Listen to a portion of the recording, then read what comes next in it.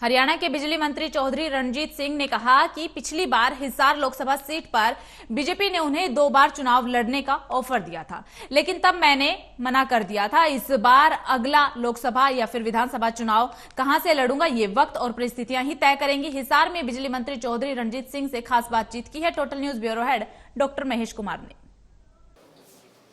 हरियाणा के बिजली और जेल मंत्री चौधरी रणजीत सिंह इस वक्त हमारे साथ बने हुए हैं। सर, गर्मी की तपिश बढ़ने लगी है, उसके साथ ही बिजली की जरूरत बढ़ने लगी है। इस चुनौती से पार पाने के लिए कितने तैयार हैं आप? हम पूरी तरीके से तैयार हैं। आज तक कभी भी बिजली की दिक्कत नहीं आई।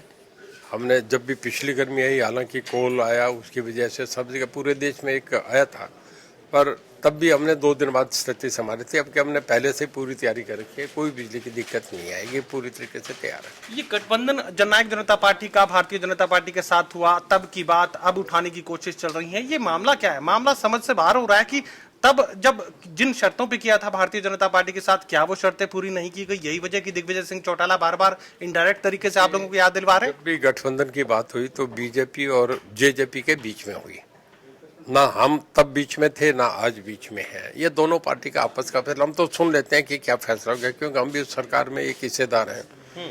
तो हमें तो खाली जानकारी जब कोई मिलती है मीडिया से वो सुन लेते हैं, हम इसमें नहीं है। पर हमारा ये है कि गठबंधन चलना चाहिए, अच्छा है, बढ़िया, पिछले 3.5 साल से चल रहा है, ठीक चलेगा। ये आप तो खुद एक निर्दलीय की हैसियत में सरकार में शामिल है, लेकिन बीजेपी और जेजेपी का गठबंधन अगर अगले लोकसभा और विधानसभा चुनाव में भी बना रहता है तो आपको लगता है कि फायदे का सौदा रहेगा बीजेपी के लिए?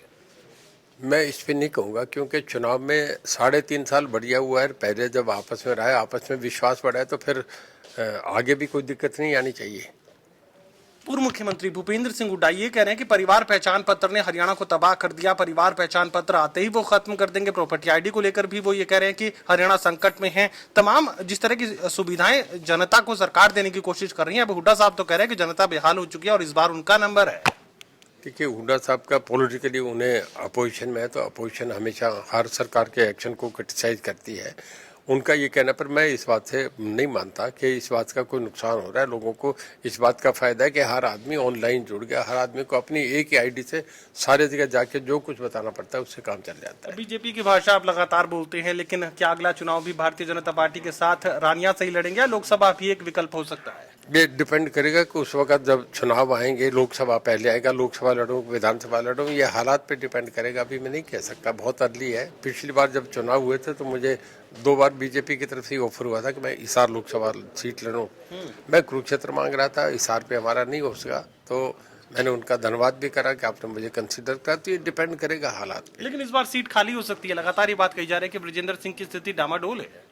मैं नहीं कह सकता, देखिए लोगों ने चुना है। अभी मैं किसी एमपी, हमारे आज वो इलेक्टेड एमपी है, मैं उनके लिए कैसे ये शब्द इस्तेमाल करूं कि उनकी डामाडोल है? वो अच्छे आदमी है, बढ़िया IAS ऑफिसर है, ठीक आदमी है। रानिया में आपको अपनी स्थिति कंफर्टेबल नजर आ रही है? बिल्कुल बढ़िया है, कोई दिक्कत नहीं है। भूपेंद्र सिंह हुड्डा की मौजूदा जो स्थिति कांग्रेस पार्टी में इस वक्त बनी हुई है, कहा जा रहा है कि फ्री हैंड उन्हें दिया गया। अब क्या लगता है कि अगला समीकरण किस तरीके का बनने वाला है? क्या कुछ सियासी हालात आपको बनते नजर आ रहे हैं?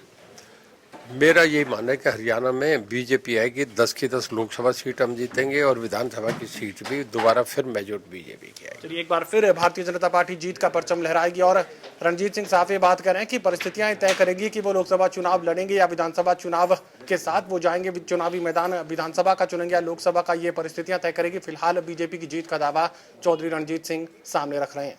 सहयोगी कमल के साथ doctor Mahesh Kumar, total news, Hisar.